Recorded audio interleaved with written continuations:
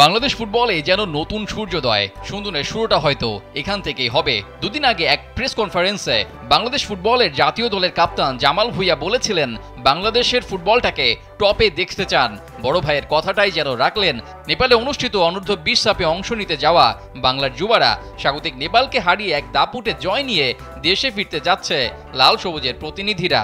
4-1 গোলের এক ঐতিহাসিক জয় নিয়ে সাফের মুকুটটা এই ক্যাটাগরিতে প্রথমবারের মতো পড়লেন মিরাজুল আসিফ শ্রাবণরা।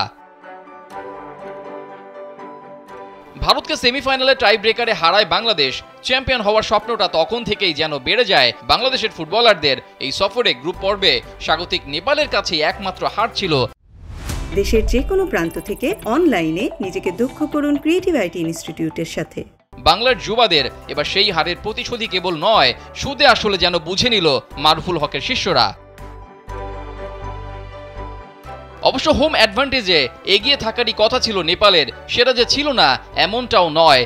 ফাইনালের এই ম্যাচ দেখতে রাজধানী কাঠমান্ডুর কাছে আনফা কমপ্লেক্সের গ্যালারি কানায় কানায় পরিপূর্ণ, যার প্রায় সবাই ছিলেন নেপালের সমর্থক। ম্যাচের শুরু থেকে উল্লাসে নিজেদের ফুটবলারদের উজ্জীবিত করতে থাকেন তারা। তবে হোম অ্যাডভান্টেজ কিংবা সমর্থকদের উল্লাস শেষ পর্যন্ত থামিয়ে দিয়ে বাঘের মতো জয়টা আসে বাংলার ঘরে। নিমিষেই হাজারো সমর্থকের উল্লাস পরিণত হয় শোকে। প্রথমার্ধেই 1 গোলে লিড নিয়ে বিরতিতে যায় বাংলার যুবারা। দুর্দান্ত এক ফ্রি কিকে প্রথম গোলটা করেন টাইগার ফরওয়ার্ড মিরাজুল ইসলাম। চোখ ধাঁধানো ফ্রি কিক যাকে বলে আর কি, একদম টপ নোট। সেকেন্ড বারের ঠিক টপ কর্নার দিয়ে বল জালে জড়ান। এ যেন লিওনেল মেসির মতো দেখার মতো একটা ফ্রি কিক, যেটা গোলকিপারের পক্ষে দেখা ছাড়া অন্য কিছু করার মতো উপায় থাকে না।